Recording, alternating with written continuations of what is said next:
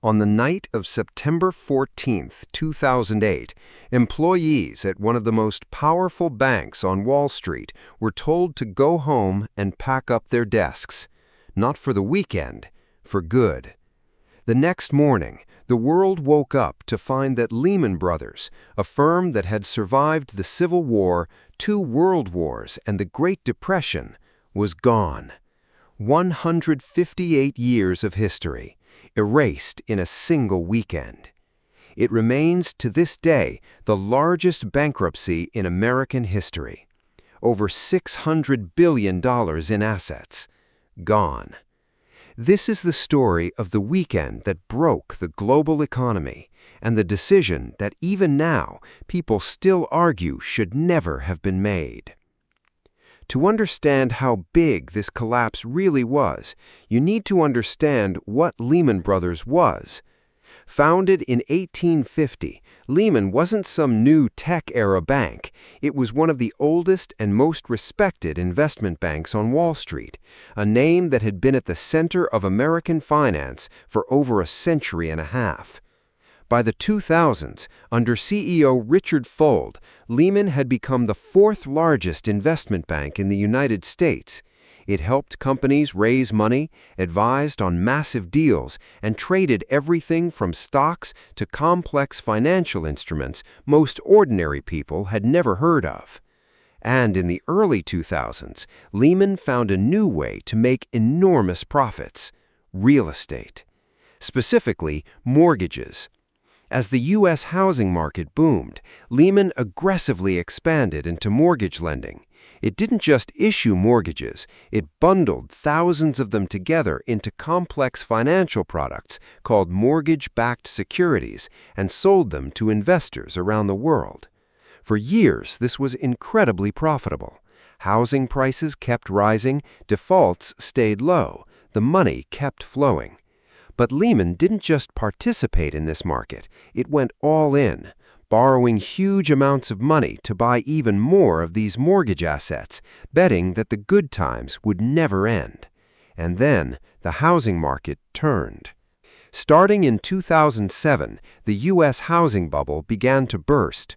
Homeowners, many of whom had taken out risky subprime loans they could barely afford, started defaulting in huge numbers.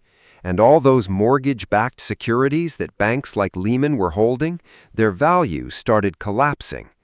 Lehman's stock, which had been trading near its all-time highs in early 2007, began a slow, painful slide. By the summer of 2008, Lehman was sitting on tens of billions of dollars in toxic real estate assets, assets that were rapidly becoming worth a fraction of what the bank had paid for them. And here's the part that made everything so dangerous. Lehman hadn't just invested in these assets, it had borrowed enormous amounts of money to buy them, at a leverage ratio of more than 30 to 1. That means for every dollar of its own money, Lehman had borrowed over $30 to bet on these assets. When the assets were worth more, that leverage made Lehman enormous profits.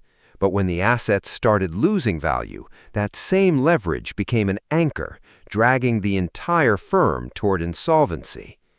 By early September 2008, Lehman's stock had fallen more than 90% from its peak. Investors, lenders, and counterparties were starting to ask a terrifying question. Was Lehman Brothers still solvent, or was it already, quietly, broke? The world was about to find out the answer in the most dramatic way possible. By the second week of September 2008, Lehman Brothers was out of options. Its stock was in free fall, confidence was evaporating, and unlike Bear Stearns, another investment bank that had nearly collapsed just 6 months earlier, the Federal Reserve was not willing to step in with emergency funding this time. On Friday, September 12th, Treasury Secretary Hank Paulson and New York Fed President Timothy Geithner summoned the heads of every major Wall Street bank to an emergency meeting at the Federal Reserve Building in New York. The message was blunt: find a way to save Lehman or watch it fail. Over that weekend, 2 potential buyers emerged. Bank of America looked at Lehman's books and walked away. Instead, they turned their attention to a different troubled firm, Merrill Lynch, which they agreed to buy that same weekend. That left one option: Barclays, the British banking giant.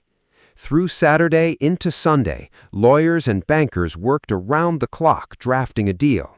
By Sunday afternoon, it looked like Barclays might actually do it. But there was a problem. Under UK law, a deal of this size required approval from Barclays shareholders, a process that would take weeks. Lehman didn't have weeks. It barely had hours. Barclays needed a guarantee from either the US or UK government to bypass that requirement. The UK financial regulator said no. By Sunday evening, the Barclays deal was dead. There was no buyer, there was no bailout, there was no Plan B. At 1:45 a.m. on Monday, September 15, 2008, Lehman Brothers Holdings, Inc. filed for Chapter 11 bankruptcy protection. $639 billion in assets, $613 billion in debts, the largest bankruptcy filing in the United States history. By morning, the images were everywhere. Employees walking out of Lehman's Manhattan headquarters, carrying cardboard boxes filled with photo frames and personal belongings, while news cameras captured every step. That day, the Dow Jones fell more than 500 points, its steepest one-day decline since the days following September 11th. The Lehman weekend was over. The financial crisis had only just begun. Lehman's collapse didn't stay contained to one company. It set off a chain reaction across the entire global financial system. Banks around the world suddenly realized they had no idea which of their counterparties might be the next Lehman. Credit markets, the lifeblood that lets banks lend to each other, froze almost overnight. Within days, the U.S. government found itself doing exactly what it had refused to do for Lehman, launching a massive $700 billion bailout program to stop other major banks and institutions from collapsing too. Stock markets around the world crashed. Unemployment surged. Millions of people lost their homes, their jobs, and their savings in what became known as the Great Recession, the worst global economic downturn since the 1930s. And Barclays, the bank that couldn't close the deal over that fateful weekend, came back just days later and bought Lehman's North American operations anyway, this time without needing a government guarantee, saving around 10,000 jobs in the process. The irony was lost on anyone. The deal that could have prevented the largest bankruptcy in American history happened almost immediately after, just days too late. For years, people have debated one question: should the government have bailed out Lehman Brothers? But maybe that's the wrong question entirely. The real story of Lehman isn't really about one weekend in September 2008. It's everything that happened in the years before. A firm that borrowed more than 30 times its own capital, betting that housing prices would never fall. By the time that weekend arrived, Lehman wasn't facing a temporary cash crunch. It was already, in reality, broke. The weekend just made it official. The warning signs, the leverage, the concentration in risky mortgage assets, the years of aggressive expansion were visible for years before the collapse. And that's the pattern we keep seeing again and again in financial history. The collapse itself is never really the story. It's just the moment everyone has to admit what was already true. Lehman Brothers wasn't the only domino to fall in 2008, and it wouldn't be the last time the world would learn this lesson the hard way. If you want to see how these financial disasters keep repeating themselves, subscribe, because we're covering more of them in the weeks ahead. Let me know in the comments, do you think the government made the right call by letting Lehman fail? Thanks for watching Financial Collapse. I'll see you in the next one.